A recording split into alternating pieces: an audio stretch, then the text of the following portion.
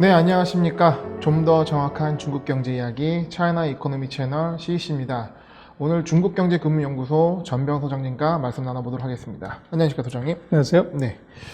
저희가 또 많이 다뤘던 얘기긴 한데 주말 사이에 좀 재밌는 뉴스가 올라온 것 같습니다. 그러니까 마윈이 일단 백기를 들어서 지분을 혼납하려고 했다. 근데 그게 안 먹혔다. 뭐 이런 기사를 본 것 같아요. 어떻게 봐야 됩니까? 이게 월스트리트저널인가가 그렇게 보도를 했다고 그러는데, 네. 중국 관련되는 기사는 제일 오버 많이 내는 데가 월스트리트저널입니다. 아, 네, 그렇습니까? 그래서 예. 우리는 뭐, 아주 공신력 있는 저희 그 최고의라고 우리는 그걸 자꾸 갖다 뺏겨 쓰는데, 네. 그게 이제 조금 다른 것이 뭐냐면, 결국 기사는 취재원이 중요하잖아요. 네. 그럼 그것을 이제 정보를 어디서 얻냐는 건데, 문제가 미중의 무역전쟁에 관련이 있어요. 네. 그래서 월스트리트저널이 보면 헛발질을 하는 이유가, 첫 번째는 미국이 그 중국 특파원들을 대거 추방을 했었어요. 그래서 미국도 뭐 이제 그렇게 하니까 중국도 보복을 하겠다 이러는데, 중국은 추방은 한 건 아니고 지금 정보를 안 줘버리는 거죠. 아, 추방은 안 하고. 그렇습니다. 예. 그래서 미국 기자들한테 정보를 안 주는 거죠. 네. 그래서 우리도 그렇습니다만 어떤 기관이 어떤 기사가 나간다고 하면 그 누가 줬는지 다 알죠. 네. 그래서 미국이 오히려 지금 중국 정보를 게더링 하는데 문제가 생겼어요. 그러다 보니까 지난번에도 뭐 그렇게 얘기를 했지만 무슨 얘기를 했냐면, 그 엔터파이낸셜이 알리바바의 자회사가 상장을 이제 중간에 중지하고 취소를 하는데, 그것을 시진핑 주석이 못하겠다. 네. 뭐 그렇게 얘기를 하죠. 네, 그런 기사도 있었습니다. 그리고 이번 같은 경우도 지분을 헌납했다. 뭐 이런 얘기를 하는데, 그거 어떻게 확인이 될까요, 진위가? 어려울 것 같습니다만. 불가능하죠. 네. 그래서 우리도 그렇습니다만, 일단 우리 문재인 대통령이 뭐 일개 기업의 IPO를 하지 말아라 하라. 네. 그럴 정도로 시간이 많지가 않죠. 저게. 그리고 알리바바 같은 뭐 민간 기업의 경영자하고 무슨 뭐 감정 싸움하고 기분 나쁘고 이럴 수 있는, 그거는 뭐 저부터 그게 스토리텔링 자체가 차원이 안 맞고요. 또 예를 들어서 그렇다고 하더라도 그걸 대통령이나 주석한테 확인할 수 있습니까?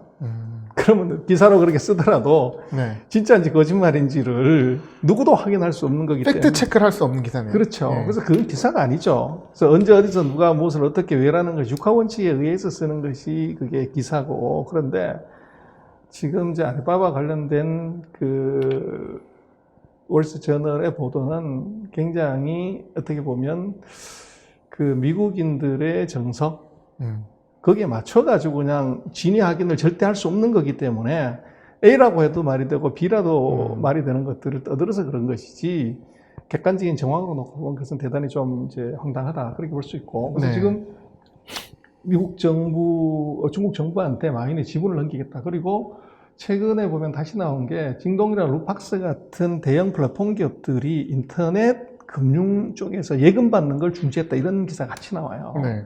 그래서 이게 이제 중요한데, 결국은 여기서 뭐가 중요한가 하냐 보면 이번 경제 공작키를 다시 한번 봐야 됩니다. 네. 거기 보면 6번째에 반독점법을 강화하고 무질서한 자본의 확장을 막는다. 네. 이게 지금 알리바바의 마윈 사태를 보는 것의 핵심이에요. 그러니까 지금 보시는 이 화면 같은 경우는 지금 계속 나온 화면인데 굉장히 중요합니다. 여러분께서 꼭 그렇습니다. 기억하셔야 될 화면입니다. 그렇습니다. 그래서 이게 지금 문제인데, 중국은 이게 반독점법을 정치국 상무회에서 이미 얘기를 했었고, 그리고 이것이 이번에 경제공작회에서 나왔죠. 그래서 이 중국의 인터넷 기업들의 어떻게 보면 이제 독점적 지위를 이용한 어떻게 보면 권력 남용처럼, 지금 이게 인터넷 기업들은 미국도 지금 난리죠. 네. 그래서 아마 바이든 정부가 들어서면 맨 먼저 손봐야 되는 것이 바로 이제 구글이나 뭐 이런 이제 빅테크 기업들이고, 그래서 거기에 대해서 미국의 이제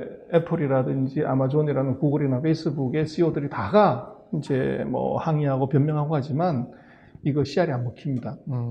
그래서 지금 중국은 왜 이게 지금 반독점법을 얘기를 하냐고 그러면 거대 권력입니다. 네. 그래서 지금 중국은 예를 들어 중국 정부는 14억 명의 인구들의 호적만 갖고 있고 그 사람들의 출생지, 뭐 나이 이런 것만 있는데 지금 중국의 인터넷에서 알리바바하고 핀두오두만 해도 이게 17억 명의 고객을 갖고 있고 이 사람들이 언제 어디서 뭘 사고 뭘 먹었고 뭘로 결제했는지의 데이터를 다 갖고 있어요. 그래서 이것은 이 거대한 데이터 권력이라는 거죠. 그러니까 국가가 어떻게 보면 통계로 정치를 하는데 그거보다 훨씬 더 상위의 데이터들을 기업들이 갖고 있다는 말이죠. 그렇습니다. 그리고 지금 인터넷 같은 경우는 월 이용자 수가 11억 6천만 명이고 사회 전체 소비의 30%를 인터넷을 통해서 합니다. 그리고 지금 광고라든지 뭐 이런 것들을 놓고 보면 1등하는 회사의 점유율이 86%, 72%막 이렇게 갑니다. 그래서 이건 거의 독점인 거죠. 그래서 여기에서 들어오는 엄청난 빅데이터를 이걸 활용을 해서 개별 기업들이 공정한 경쟁을 방해하고 있고 또 다르게 생각하면 이걸 이용해서 많이 힘을 쓴다고 하면 국가 권력과 서로 맞먹는 힘을 가질 수 있다는 겁니다. 그래서 지금 이게 이 거대 권력으로 부상한 이 플랫폼 기업에 대해서 반독점법을 적용한다. 네. 그래서 이미 이제 우리는 뭐를 보냐면 엔터파이낸셜의 그 상장 문제를 굉장히 이제 정치적으로 자꾸 해석을 하는데 그거는 제가 볼 때는 이미 가십성으로는 얘기할 수 있지만 팩트는 그게 아니다. 그래서 중국은 이미 금년 초에 그 반독점법을 하겠다고 선언을 했었어요. 네. 그러고 9월 달인가요? 2020년 1월 달에 이 반독점법을 개정을 하면서 2020년에 인터넷에 대한 반독점법을 적용하겠다는 얘기를 이미 했었어요. 네. 그래서 이게 지금 인터넷 같은 경우는 플랫폼 기업은 이것은 자연스럽게 독과점이 형성이 돼요.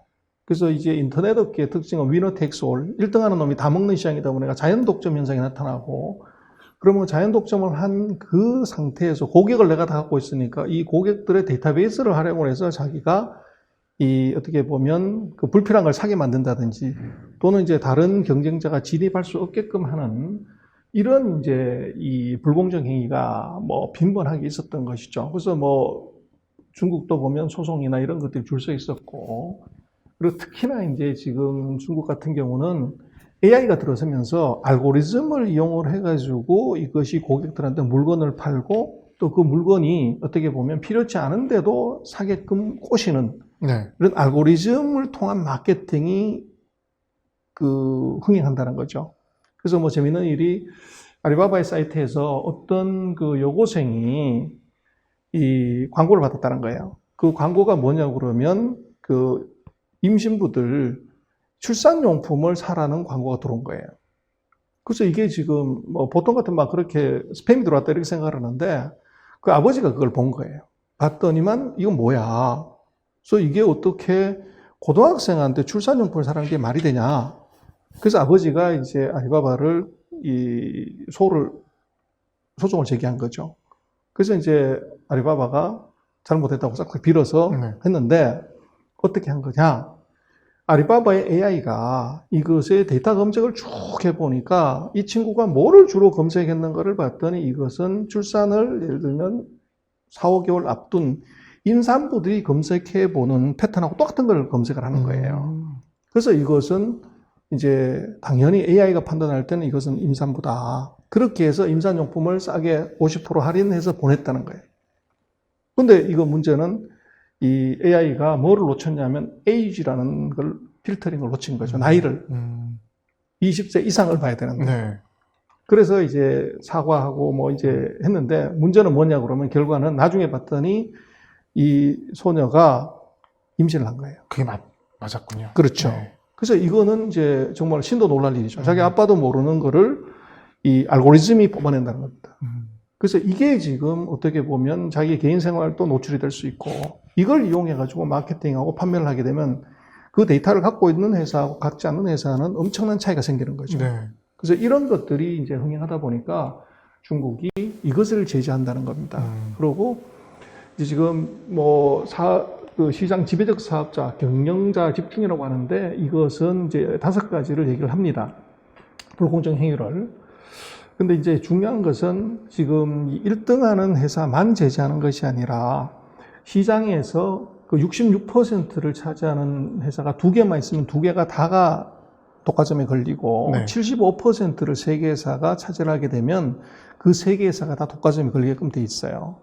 그래서 이게 지금 이제 문제가 되는데 중국 같은 경우는 이것이 지금 인터넷 특성상 아까도 보셨습니다만은 각 그 특징적인 광고 사업에서 이 1등하는 회사가 거의 80%에서 70%의 점유율을 가져버립니다. 그래서 1등이 거의 다 먹는 거죠. 근데 문제는 2등하는 놈은 20%밖에 안 먹고 3등하는 놈은 10%밖에 안 먹더라도 이 세 개를 합쳐서 75% 넣으면 세 놈이 다가 반독점에 걸린다는 거예요. 그래서 이것은 무슨 얘기냐면 모든 인터넷 회사가 다 걸릴 수 있다는 겁니다. 그래서 이게 이제 그 반독점법의 무서움이고 지금 예를 들어 전자상거래 같은 경우는 알리바바, 진동, 핀두오두오가 다 합쳤을 때 거의 이게 80% 가까이 됩니다. 그러면 예를 들면 핀두오두오는 5%밖에 점유율밖에 안 되는데 시장 지배적 사업자로 들어가 버린다는 거죠. 거의 모든 서비스업 자체가 다 이 반독점법 안에 들어간다는 얘기죠. 그렇죠. 그래서 이걸 지금 반영하는 것이고 지금 알리바바 같은 경우도 엔터파이낸셜 같은 경우도 이것이 뭐 지난 시간에도 우리가 얘기를 했습니다만은 뭐 이게 그 말을 잘못해가지고 이 시진핑이 뭐 화를 내서 이게 취소를 시켰다 이런 거는 너무 넌센스고요. 그게 아니라 이미 그 연초부터 반독점법의 개정이 이제 들어와 있고 그리고 그것이 이제 공정거래를 하는데 인터넷을 그것을 포함시키겠다는 얘기가 됐고 그것이 법이 이제 시행이 되기 전 단계 바로 그 즈음에 알리바바의 이 엔터파이낸셜이 들어온 거죠. 네. 네, 엔터파이낸셜 같은 경우도 인터넷 회사들의 경우는 그 예금을 받을 수가 없는 구조인데도 불구하고 자기 자본 한 1,800억, 2,000억의 대출을 거의 뭐 한 3조 이상, 네.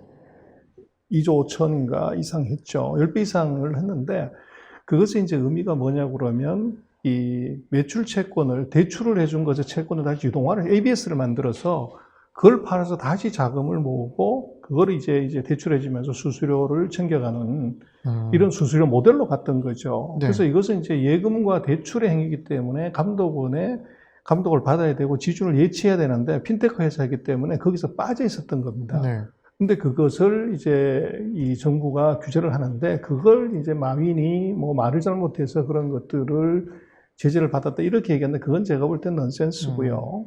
어떻게 보면은 서브프라임이 생길 수도 있는 그런 상황을 똑같은 미연에 메커니즘. 막았다. 그렇습니다. 예. 그게 핵심이고 그래서 엔터파이낸셜의 상장의 중지는 그런 이제 금융 리스크를 이것을 방지하고자 하는 이 문제가 있었고 지금 최근에 이게 중개 플랫폼 기업들의 주가 약세나 뭐 이런 것들은 그것은 반독점법을 깊이 들여다봐야 되고 반독점법 자체가 이것이 플랫폼 기업들의 사업 영역을 제한하는 것이기 때문에 이것의 성장성이 다시 밸류에이션 돼야 됩니다. 네. 그래서 특히 예를 들면 엔터파이낸셜 같은 경우도 이 대출을 이제는 뭐 자기 자본에 얼마 이상 못하게 돼 있고 또 영업 지역을 그 각 지역마다 다 받아야 되는 지금까지 왔던 영업의 패턴에서 완전히 이제 브로킹이 걸리기 때문에 이것은 기업 가치 자체가 달라지는 거죠. 네.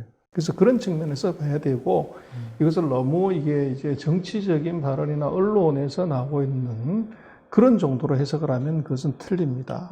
그래서 조금 더 안을 깊이 들여다보면 지금 플랫폼 기업들의 경우들은 반독점법이 핵심이고 공정거래가 핵심인데 지분을 준다고 해서 그것이 공정거래를 만들 수 있거나 뭐 이런 것들은 전혀 아니죠. 그래서 네. 그것은 본질에 전혀 어긋난 어떻게 보면 언론의 그 뭐 낚시하기 네. 이런 정도라고 봐야 될 것 같습니다. 예, 마인이라는 한 개인과 정부 간의 뭐 해프닝, 갈등 이렇게 볼 것이 아니라 좀 더 상위의 정책적 흐름의 변화로 이런 반독점법을 봐야 한다는 말씀이신 것 같습니다. 네, 오늘 말씀 감사했습니다. 네, 고맙습니다.